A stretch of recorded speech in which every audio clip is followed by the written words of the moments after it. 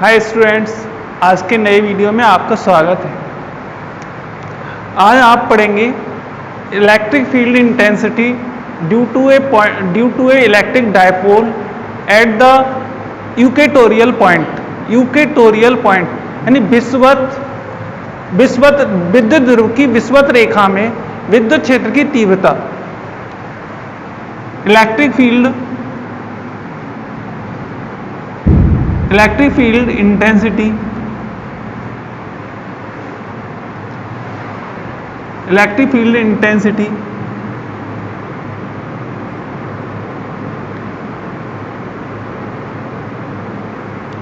Due to A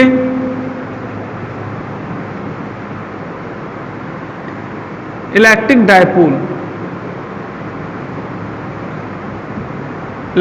dipole in equatorial position।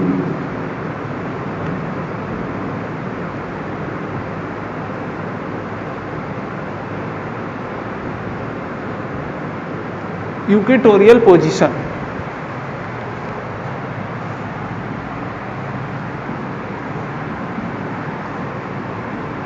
इसका मतलब है विद्युत क्षेत्र की तीव्रता विद्युत ध्रुव के कारण उसकी निरक्षीय स्थिति में, यानी निरक्षीय स्थिति में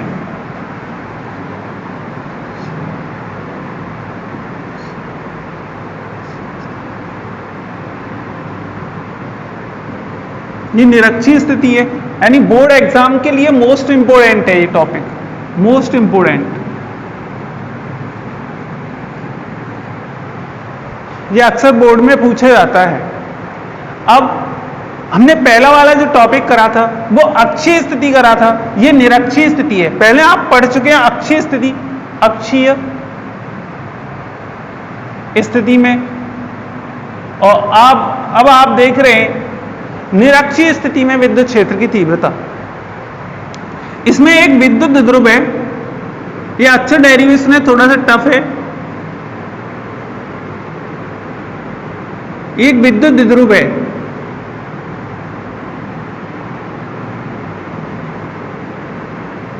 इस पर प्लस क्यू आवेश है, प्लस क्यू आवेश, इस पर माइनस क्यू आवेश है। ये ए बिंदु है, ये बी बिंदु है, यहां पर एक मध्य बिंदु है OH। अक्ष तो होता है इस विद्युत ध्रुव के अनुदिश, निरक्ष होता है इसके अविलंबक, यानी अविलंबक चाहे नीचे चाहे ऊपर। हम ऊपर की ओर इसके यानी विद्युत ध्रुव के मध्य बिंदु से r दूरी पर निरक्ष में एक बिंदु P है, ये निरक्ष में है।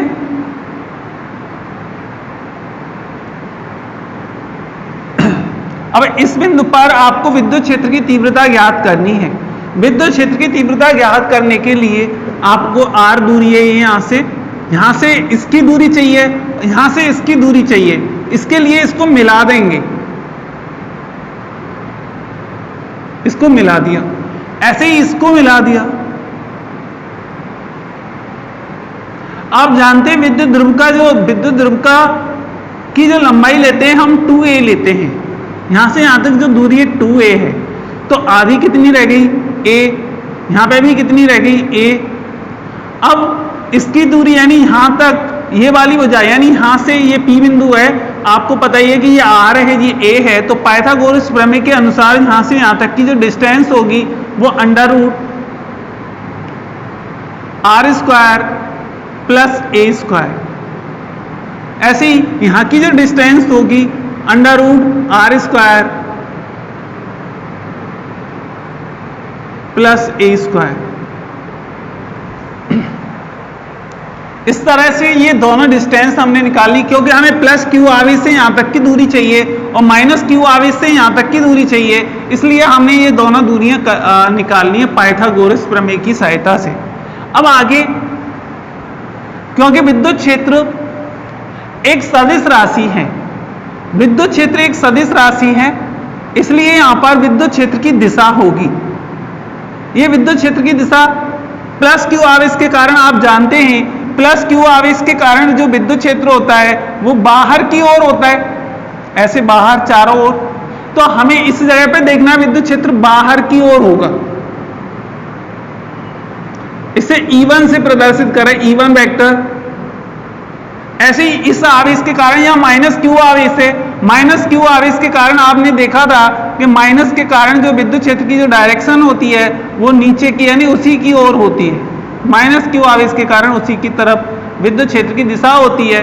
तो इस माइनस क्यू आवेश के कारण विद्युत क्षेत्र नीचे की ओर होगा। ये E2 वेक्टर, ये एंगल थीटा है, तो ये भी एंगल थीटा ही होगा क्योंकि ये समान दूरी पर है। इससे इसकी जो दूरी है और इससे इसकी जो दूरी है वो समान है, और ये बिंदु इससे इसकी दूरी भी समान है, इससे इसकी भी दूरी समान है, तो ये कोण भी कैसे होंगे? समान होंगे। अब जब ये कोण समान है तो आप इस रेखा पर जैसे ये देखते हैं आप, ये एक रेखा है, ये नीचे से थीटा कोण पर है, तो जितनी भी रेखा खींचेंगे वो सब थीटा कोण पर ही होंगी। जितनी ऐसे समांतर रेखा खींचेंगे तो वो सब थीटा कोण पर होंगी। यदि इसके समांतर एक रेखा खींच लो इस तरह से, तो ये थीटा कोण ही होगा और ये भी थीटा कोण होगा। आप जानते हैं कि जब कोई सदिश राशि किसी कोण पर होती है तो उसके दो घटक होते हैं। जब कोई सदिश राशि किसी कोण पर होती है तो उसके दो घटक होते हैं। एक तो हॉरिजॉन्टल कंपोनेंट होता है और एक वर्टिकल कंपोनेंट होता है। हॉरिजॉन्टल यानी क्षैतिज घटक और वर्टिकल ऊर्ध्वाधर घटक होता है। तो इसके दो घटक होंगे, इसके यानी ये विद्युत क्षेत्र है, ये विद्युत क्षेत्र के दो घटक होंगे। एक तो ऊर्ध्वाधर क्षैतिज दिशा में, ध्यान दें कि जिसके साथ कोण बनता है वो क्षैतिज दिशा होती है, और ये E1 cos थीटा हो गया क्षैतिज दिशा। जिसके साथ कोण बनता है, किसी सदिश राशि का जिसके साथ कोण बनता है उस दिशा में क्षैतिज घटक होता है। जैसे E1 है, इसके साथ थीटा कोण है, तो क्षैतिज घटक इसी दिशा में होगा। ऐसे ही जिस इधर हो गया, इसी तरह से इसका ऊर्ध्वाधर घटक इस क्षैतिज घटक के अविलंबित ऊपर की ओर ऊर्ध्वाधर घटक हो गया इसका E1 sin theta, E1 sin theta. इसी प्रकार अब देखते हैं इस घटक को, यानी विद्युत क्षेत्र की तीव्रता E2 को देखें। E2 के लिए E2 का भी इसके साथ कितने का कोण बनना है? थीटा का कोण बनना है। जिसके साथ कोण बनता है उसी के लिए देखो ये E2 cos थीटा घटक हो जाएगा, क्षैतिज घटक होता है उस साइड में। और उससे 90 के कोण पर, इससे 90 के कोण पर E2 sin थीटा होगा, E2 sin थीटा। इस तरह से ये हमारा डायग्राम बन जाता है और यहां पर एक समांतर चतुर्भुज की स्थिति बन जाती है।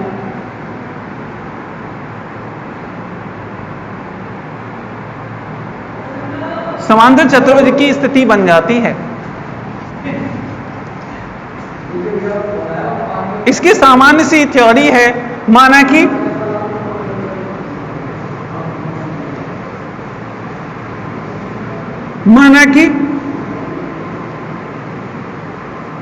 एक वैद्युत ध्रुव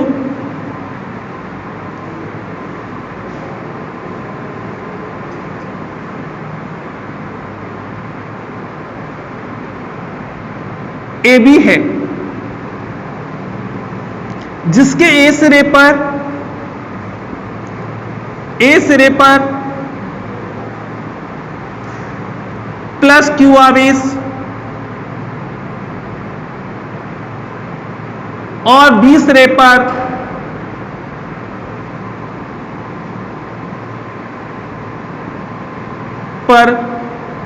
माइनस Q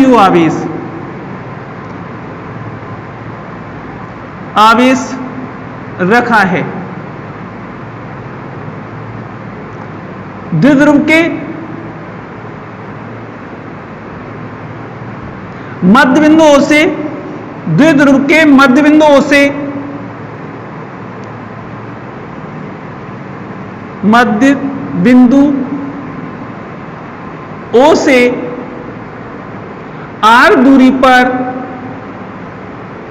एक बिंदु P है।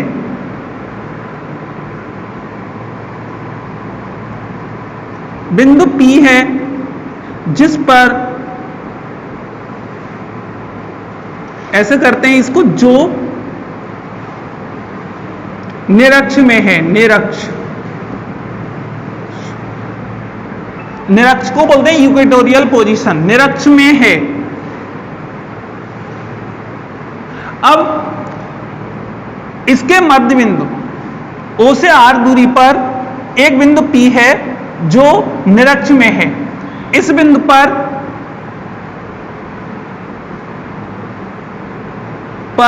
विद्युत क्षेत्र की तीव्रता ज्ञात करनी है। विद्युत क्षेत्र की तीव्रता ज्ञात करनी है।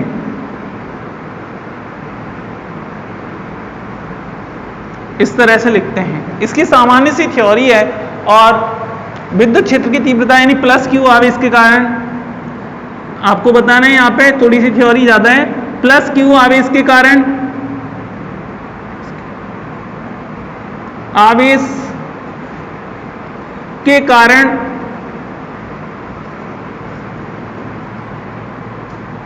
विद्युत क्षेत्र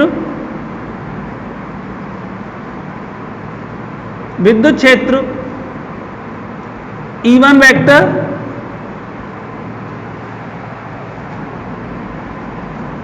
जिसके दो घटक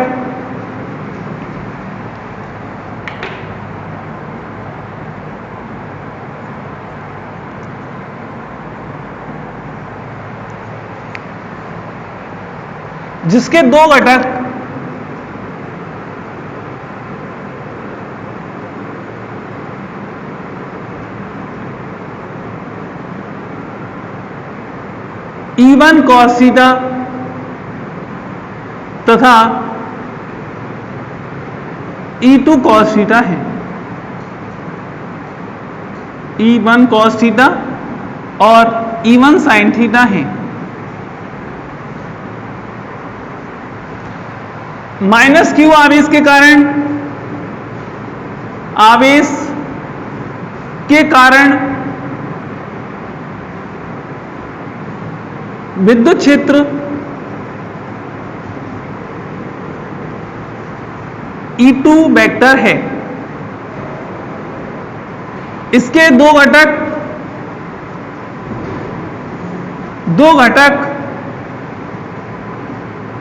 E2 cos थीटा तथा E2 sin थीटा है, जो चित्र के अनुसार हैं।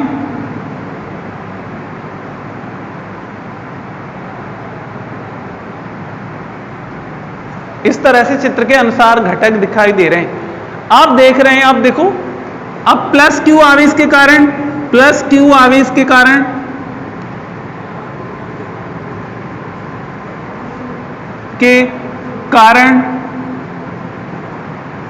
P बिंदु पर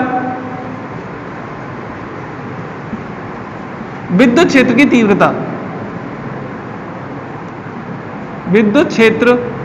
तीव्रता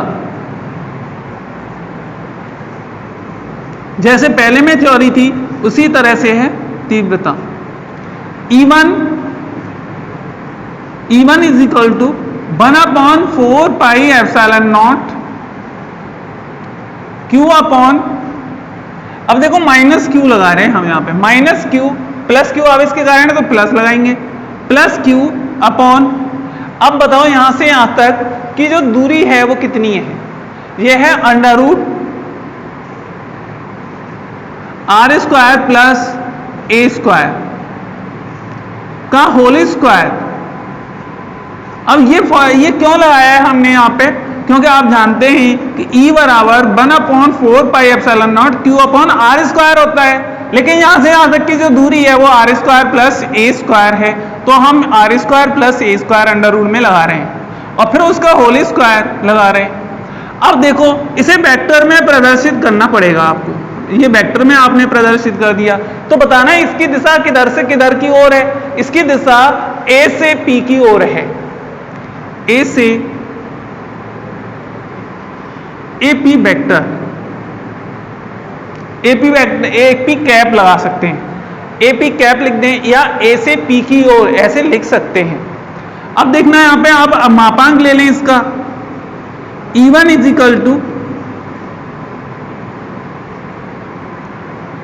1/4 pi epsilon naught Q upon under root R square plus A square का होल स्क्वायर और AP का मापांक, AP का यूनिट वेक्टर। अब देखो इससे यूनिट वेक्टर, ये वेक्टर था, इससे ये हट जाएगा। E1 is equal to 1/4 pi epsilon naught Q बटे, अब होल स्क्वायर है यहाँ पे, तो होल स्क्वायर होने पर ये अंडर रूट हट जाएगा, तो शेष बच गया R square plus A square.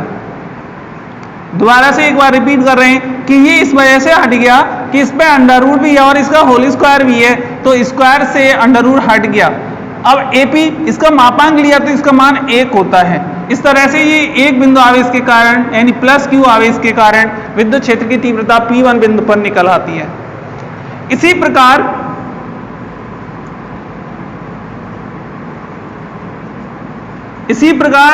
Minus Q आवेश के कारण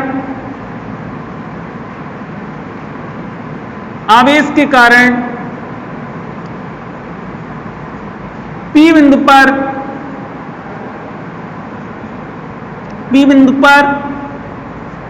विद्युत क्षेत्र की तीव्रता,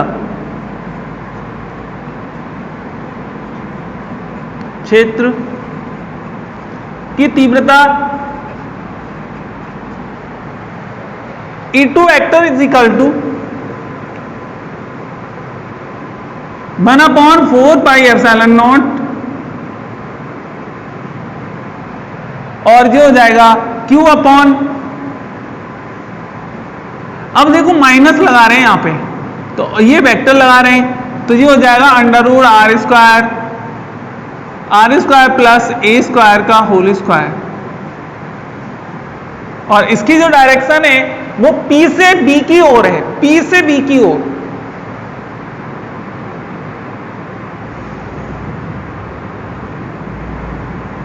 ऐसे लगा सकते हैं। अब देखिएगा जो हो जाएगा E2 वेक्टर यानी मापांक ले लें इसका 1/4 पाई एप्सिलॉन नॉट, ये मापांक minus Q upon R square plus A square हो जाएगा, अंडर रूट से ये हट जाएगा और APB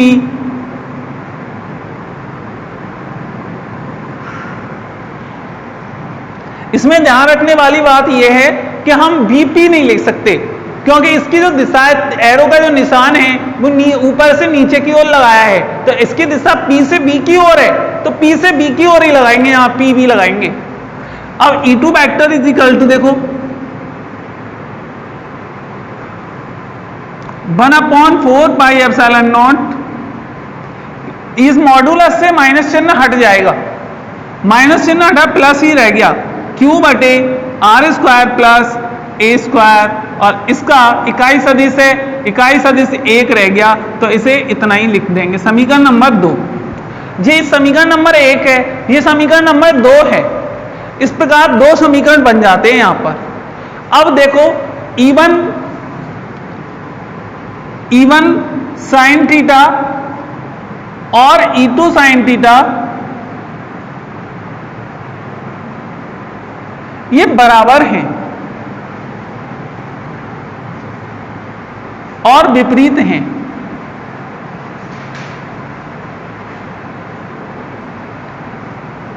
अब आप सोच रहे होंगे बराबर क्यों है? बराबर इसलिए है कि E1 का मान देखना, E1 का मान इतना है और E2 का मान देखना ये इतना है, दोनों E1 और E2 के मान बराबर हैं। साइन थीटा है ही है, इसलिए ये दोनों घटक आपस में बराबर होंगे। क्यों बराबर होंगे? क्योंकि E1 और E2 के मान दोनों कैसे हैं, समीकरण 1 और समीकरण 2 में बराबर हैं, इसलिए ये दोनों बराबर होंगे। अब देखिएगा आगे इसमें कि ये दोनों बराबर हैं, इसलिए ये एक दूसरे को निरस्त कर देंगे।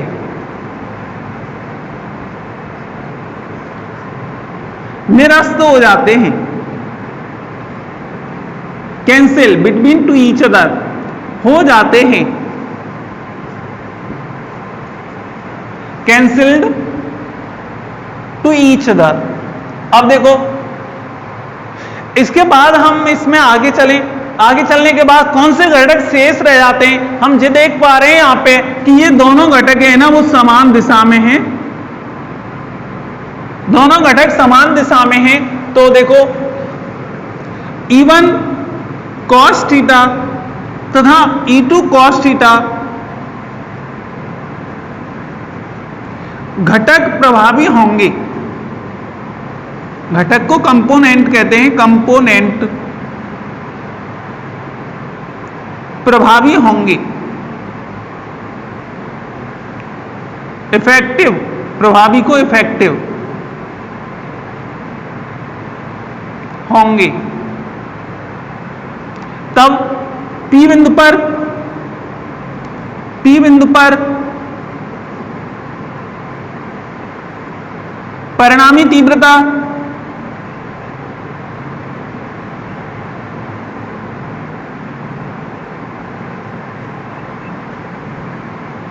Is equal to E1 cos theta plus E2 cos theta, E2 cos theta. अब E1 cos theta is equal to, इसका मान है 1/4 pi epsilon naught, 1/4 pi epsilon naught Q upon R square plus A square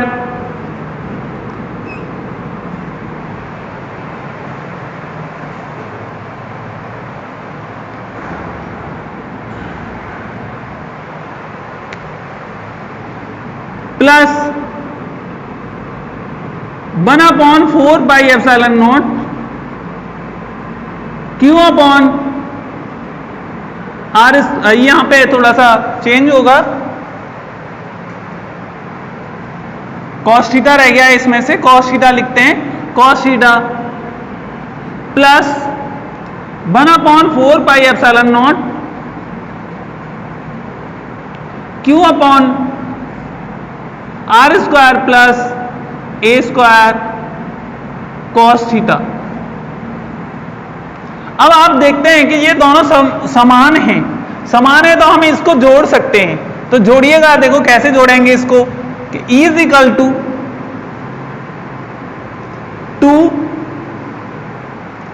1/4 pi epsilon not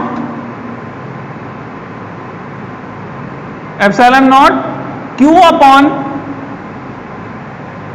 R square plus A square, और ये cos theta. और चित्र से देखें,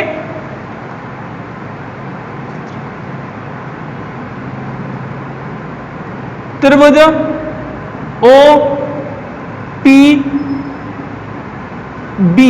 OPA में cos थीटा बराबर cos थीटा बराबर आधार बटे कर्ण, आधार A है, base upon hypotenuse, base A और hypotenuse under root R square plus A square है।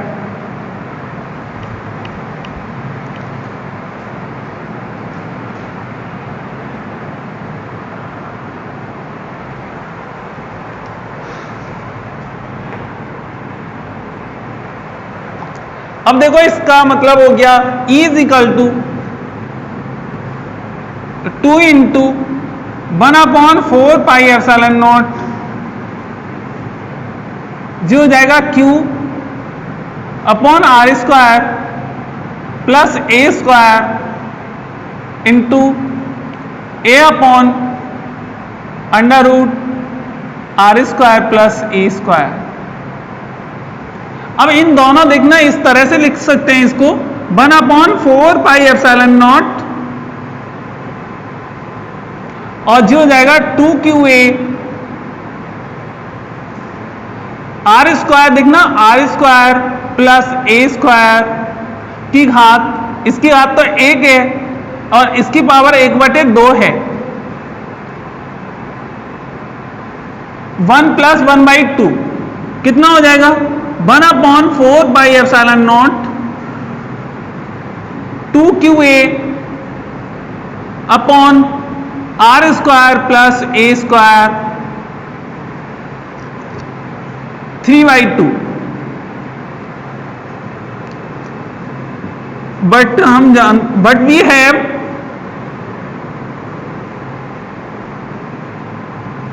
We have R is much greater than A.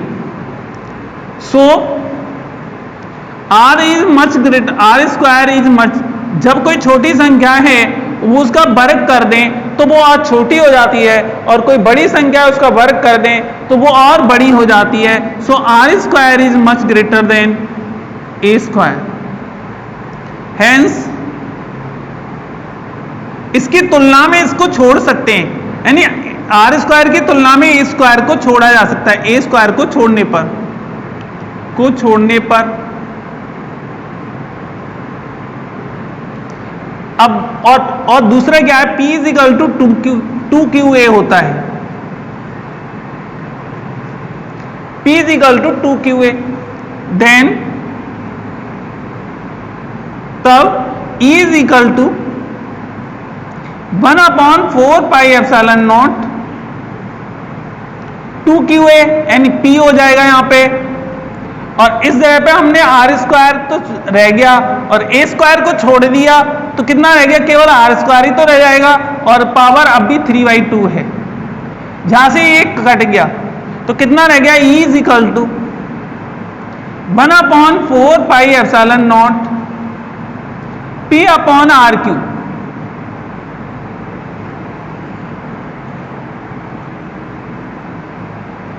Newton पर कूलम।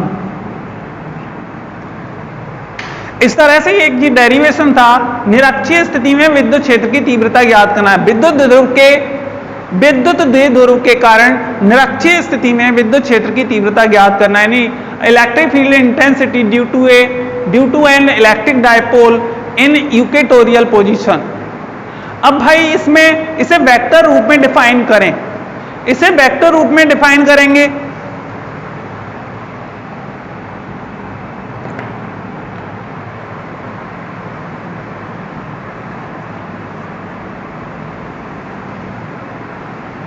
इन वेक्टर फॉर्म।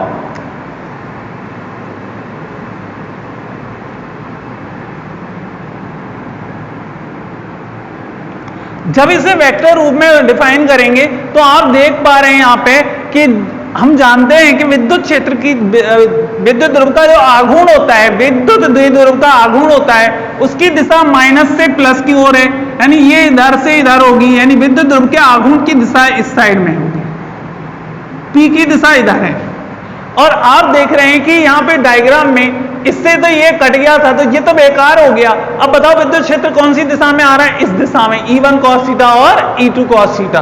तो विद्युत क्षेत्र E की दिशा किधर है, विद्युत क्षेत्र E की दिशा इस साइड में है, इस साइड में है, और ज्वाला किस साइड में, इस साइड में है। तो इसका मतलब हो गया ये दोनों विपरीत दिशा में है। जब ये दोनों विपरीत दिशा में है तो आप वेक्टर रूप में लिखेंगे E वेक्टर = 1/4/ε0 P/R3। लेकिन ये वेक्टर राशि है इसलिए इस पर वेक्टर लगा देंगे, परंतु हम देखते हैं कि ये और ये समान दिशा में नहीं है, ये और ये असमान दिशा में यानी विपरीत दिशा में, इसलिए यहां पे माइनस चिन्ह आ जाएगा। फिजिक्स में जब भी माइनस चिन्ह आता है तो उसका एक अर्थ होता है, माइनस चिन्ह indicate that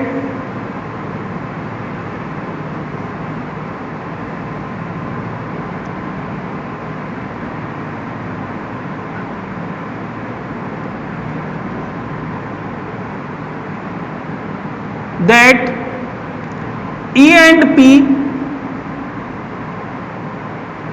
are in opposite direction, are in opposite direction,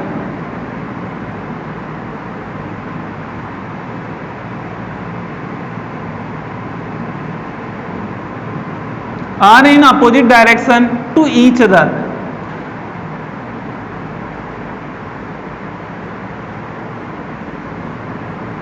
इस तरह से ये पूरा डेरिवेशन हो जाता है। अब हम एक बात और क्लियर कर रहे हैं, न्यूटन प्रति कूलम। जब भी फिजिक्स में कोई फॉर्मूला आता है तो उसका मात्रक लिखा जाता है।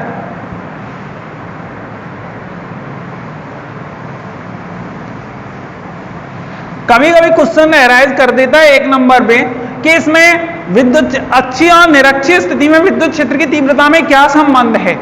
अक्षीय स्थिति में, अक्षीय स्थिति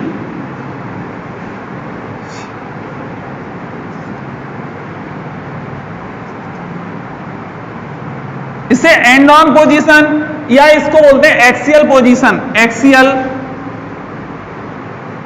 पोजीशन, एंड ऑन पोजीशन या axial position, end on position,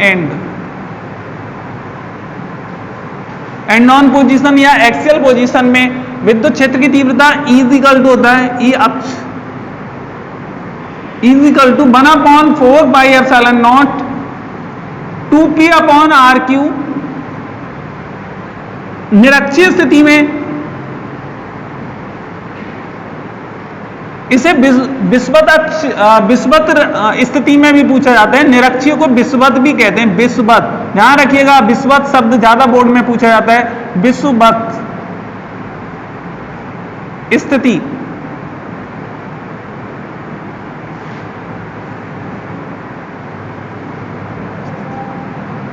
स्थिति में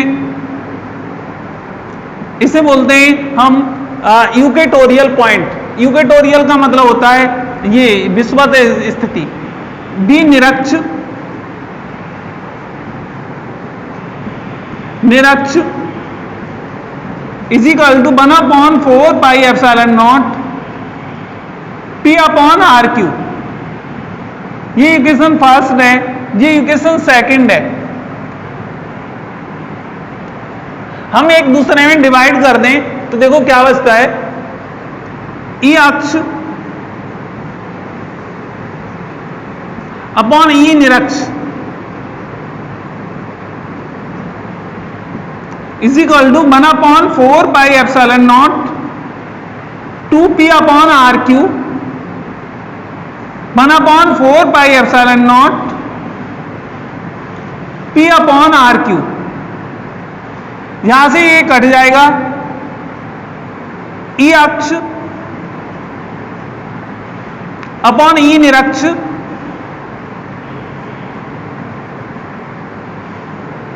इज इक्वल टू 2/2, केवल 2 आएगा यहां पे 2। ई अक्ष इज इक्वल टू कितना आ जाएगा, ई अक्षीय स्थिति अक्ष इज इक्वल टू आ जाएगा 2 ई निरक्ष।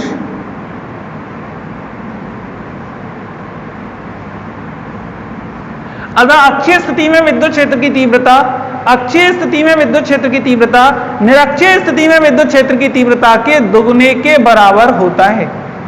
अक्षीय स्थिति में विद्युत क्षेत्र की तीव्रता निरक्षीय स्थिति में विद्युत क्षेत्र की तीव्रता के दुगुने के बराबर होता है। Is double to the equatorial position intensity of the electric field. इस तरह से ये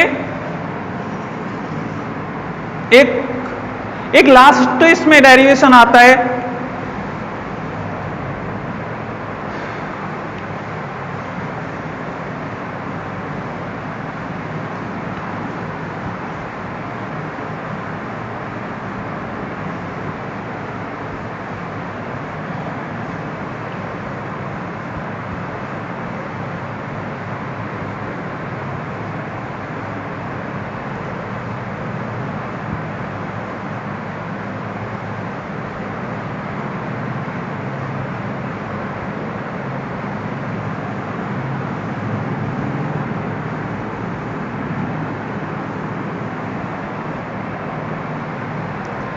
विद्युत ध्रुव पर बलागुण, विद्युत समान विद्युत क्षेत्र में विद्युत ध्रुव पर बलागुण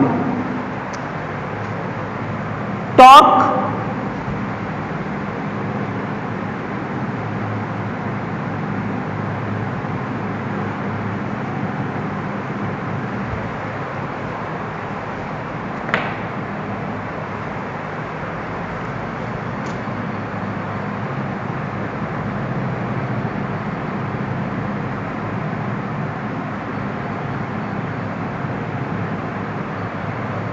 torque on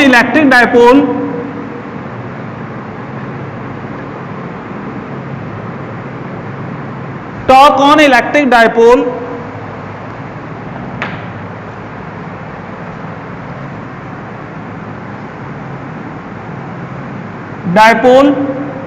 in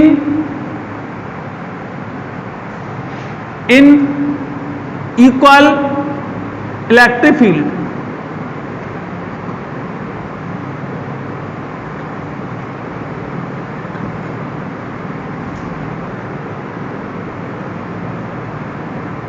equal electric field. बहुत अच्छा डेरिवेशन, एक जो सरल है, ज्यादा टफ नहीं है। इसमें एक समान विद्युत क्षेत्र है। हम समान यानी विद्युत क्षेत्र को, समान विद्युत क्षेत्र को सीधी रेखाओं यानी समांतर रेखाओं द्वारा प्रदर्शित करते हैं। इस समान विद्युत क्षेत्र में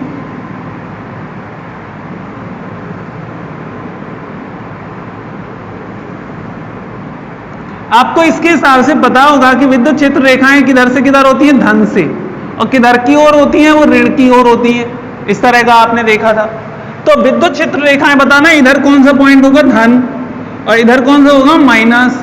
ये विद्युत क्षेत्र की दिशा है। इस साइड में विद्युत क्षेत्र की दिशा, ये तो माइनस प्लस मैंने आपको समझाने के लिए लगा रखा है। तो अब यहां पर एक विद्युत ध्रुव है, और जो विद्युत क्षेत्र में थीटा कोण पर रखा है, एक विद्युत ध्रुव है, विद्युत क्षेत्र में थीटा कोण पर रखा है। इस पर प्लस क्यू आवेश है। इस पर आप ऐसे करना कि इस पर माइनस क्यू आवेश कर लेना, माइनस क्यू आवेश है, और इस पर प्लस क्यू आवेश है।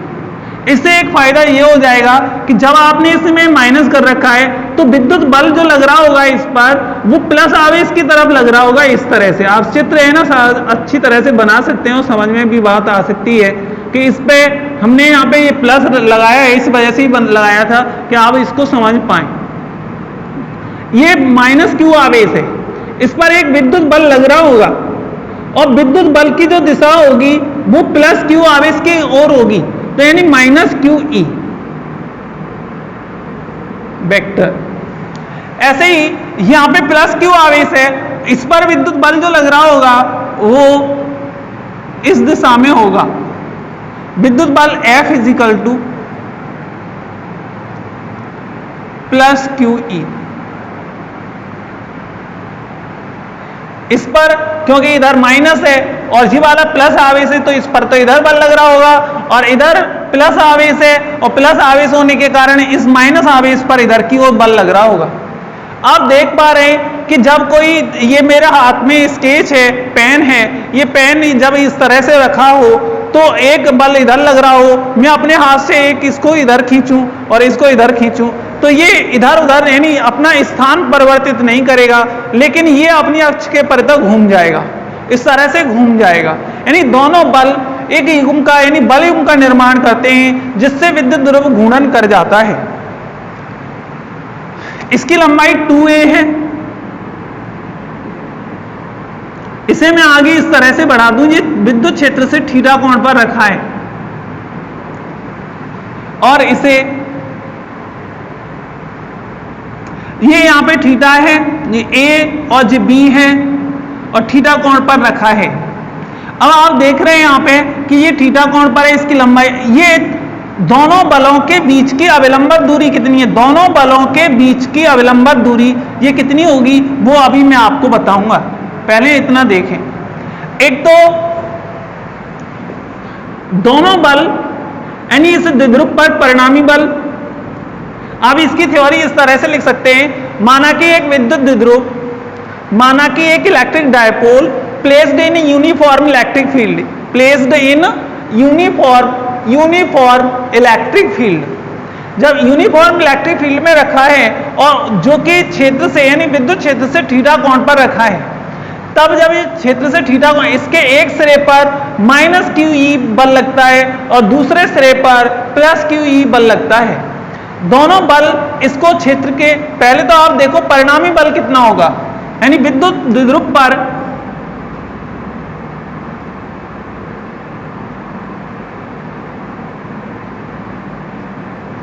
इलेक्ट्रिक डायपोल पर, विद्युत द्विध्रुव पर परिणामी को रिजल्टेंट परिणामी बल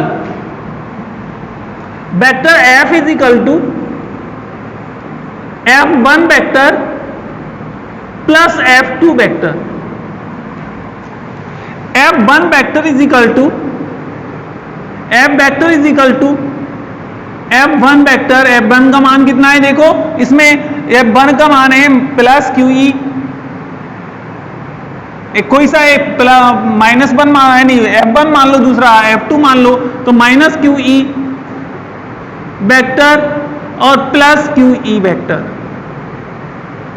ये एक दूसरे से कट जाएंगे तो F इज इक्वल टू कितना हो गया, 0 हो गया, 0। यानी द्विध्रुव पर नेट बल शून्य है।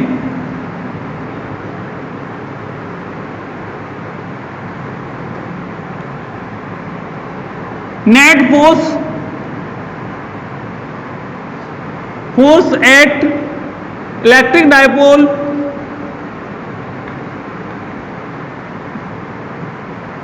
इज 0। अब इसका मतलब है इस पर जो बल है यानी फोर्स है वो 0 है, तो ये कोई स्थानांतरीय गति नहीं करेगा। अतः विद्युत द्विध्रुव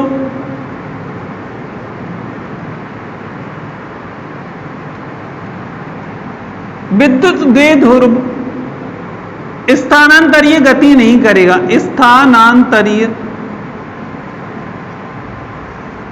स्थानांतरीय गति नहीं करेगा।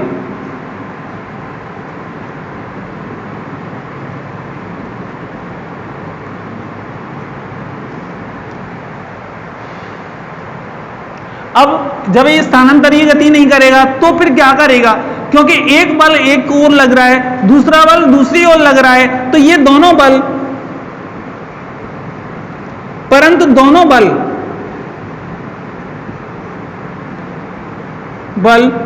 एक बलयुग्म का निर्माण करेंगे, एक बल युग्म का निर्माण करेंगे। बल युग्म बोलते हैं टॉर्क।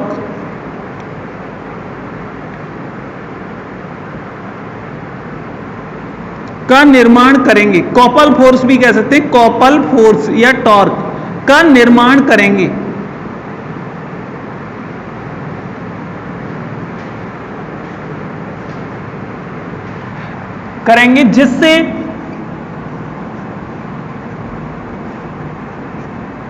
जिससे विद्युत द्विध्रुव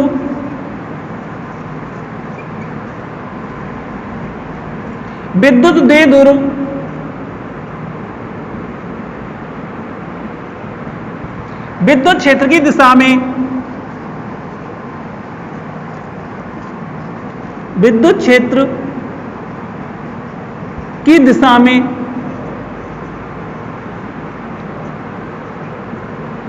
ऐसे हो जाएगा, यानी संरेखित हो जाएगा।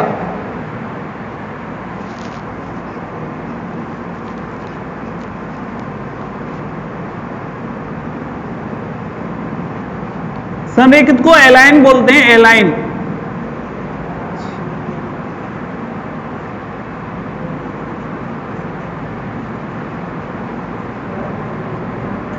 यानी it's align to the direction of the electric field, यानी electric dipole aligns to the direction of the electric field. अब देखो इसके बाद क्या हो जाएगा, जब ये इस तरफ अलाइन कर जाएगा तब विद्युत द्विध्रुव पर बलाघूर्ण, तब विद्युत द्विध्रुव पर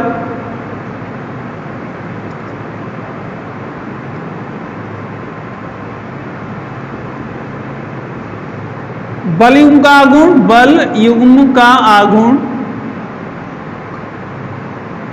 आघूर्ण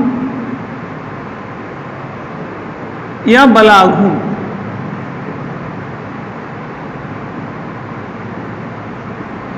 टू इज इक्वल टू होता है, ये फॉर्मूला होता है बल गुणा बल के अविलंबित क्रिया रेखा की दूरी। ये फोर्स यानी इसका फॉर्मूला होता है फोर्स यानी बल इनटू दोनों बलों के बीच,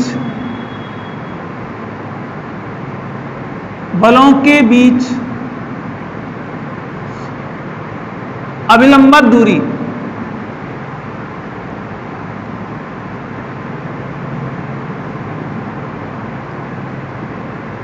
अविलंबित दूरी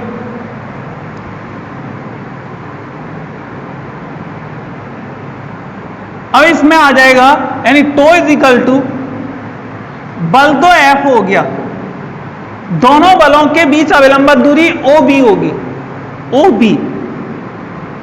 देखना एक बल ये है, एक बल ये है, दोनों यानी बल इधर है, ये बल इधर है, इनके बीच की अविलंबित दूरी OB ये वाली होगी। इसका मतलब आप चित्र से OB का मान निकाल सकते हैं। चित्र से आप देख सकते हैं sine theta is equal to कितना होता है, sine theta is equal to OB upon AB। तो OB इज इक्वल टू हो जाएगा AB साइन थीटा। हम मैक्सिमम टाइम इसको इसी के पास लिख देते हैं, यहां पे लिख सकते हैं साइड से। आप चाहो तो यहां लिख दो, आप चाहो तो उधर साइड से लिख सकते हो, चित्र के साइड में। अब ये कितना हो जाएगा, इसका AB का मान कितना है, AB की वैल्यू कितनी है, 2A है, 2A साइन थीटा। अब इस मान को यहां पे लगा देते हैं, तब टो इज इक्वल टू हो जाएगा, टो इज इक्वल टू F और ये हो जाएगा 2A sine theta. F is equal to भी QE होता है 2A साइन थीटा। टो इज इक्वल टू आप देख पाएंगे यहां पे, ऐसे करें हम Q को 2A के पास ले जाएं, 2QA into E sine theta. अब परंतु हम जानते हैं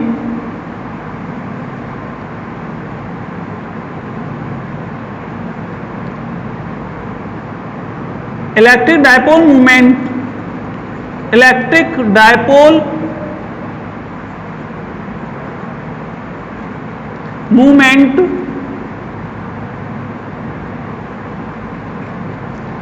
P is equal to 2QA होता है, P is equal to 2QA। इस वैल्यू को यहां पे लगा देते हैं, देन टो is equal to PE sine theta. इस तरह से यहां पे बल आघूर्ण का एक फॉर्मूला आ जाता है। अब इसकी यूनिट, क्योंकि मैंने बताया फिजिक्स में जब भी कोई फॉर्मूला आता है तो उसका आपको मात्रक लिखना होता है। तो मात्रक कैसे लिखते हैं आप देख पाएंगे यहां पे कि मात्रक यानी यूनिट कैसे लिखेंगे। टो इज इक्वल टू बल इंटू दोनों बलों के बीच की दूरी, यानी बल इंटू दूरी यानी फोर्स की यूनिट न्यूटन और डिस्टेंस की दूरी जो होती है, डिस्टेंस जो होती है उसकी यूनिट होती है मीटर। तो इसका जो यूनिट बनेगा न्यूटन मीटर।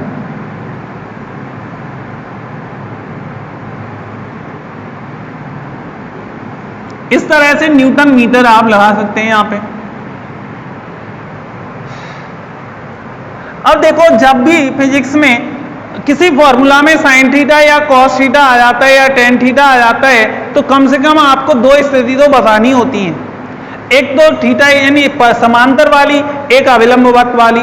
तो ये देखो, एक तो हम first number if theta is equal to 0 हो, थीटा इज इक्वल टू 0 हो तो टो इज इक्वल टू हो जाएगा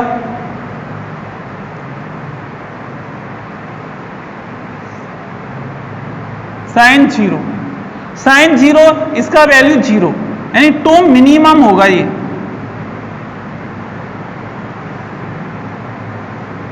ऐसे second one, if theta is equal to 90 degree हो तो टो is equal to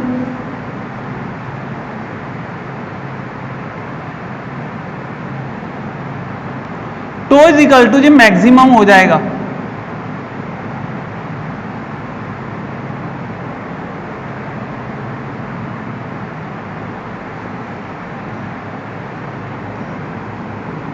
third one, theta is equal to, if theta is equal to 180 degree लगा सकते हैं। तो जब ये लगाया तो टो इज इक्वल टू फिर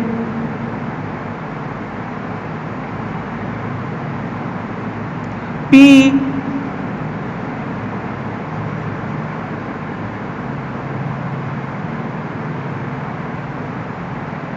इस तरह से ये वैल्यू हम रख सकते हैं। यहां पर sine theta is equal to कितना हो गया, यहां पे ये टो मिनिमम इज इक्वल टू 0। इस तरह से ये विद्युत द्रव की स्थितियां हैं और इसमें ये विद्युत द्रव अपनी सर्वाधिक स्थायी अवस्था और अस्थायी अवस्था में रहता है। यानी स्थायी अवस्था और सर्वाधिक स्थायी अवस्था, सर्वाधिक अस्थायी अवस्था और एक अन्य स्थिति मतलब गतिमान स्थिति में हो सकता है। गतिमान स्थिति में ये इस तरह से मूव करेगा और इस तरह से थीटा इज इक्वल टू 0 हो तो सर्वाधिक स्थायी अवस्था और theta is equal to 180 degree हो तो सर्वाधिक अस्थायी अवस्था। यानी एक तो स्थायी अवस्था स्टैटिकल पोजीशन और एक नॉन स्टैटिकल पोजीशन और एक मिडल पोजीशन होगी इनकी। इस तरह से ये आपका इलेक्ट्रिक डायपोल मूवमेंट था। हम यहाँ पर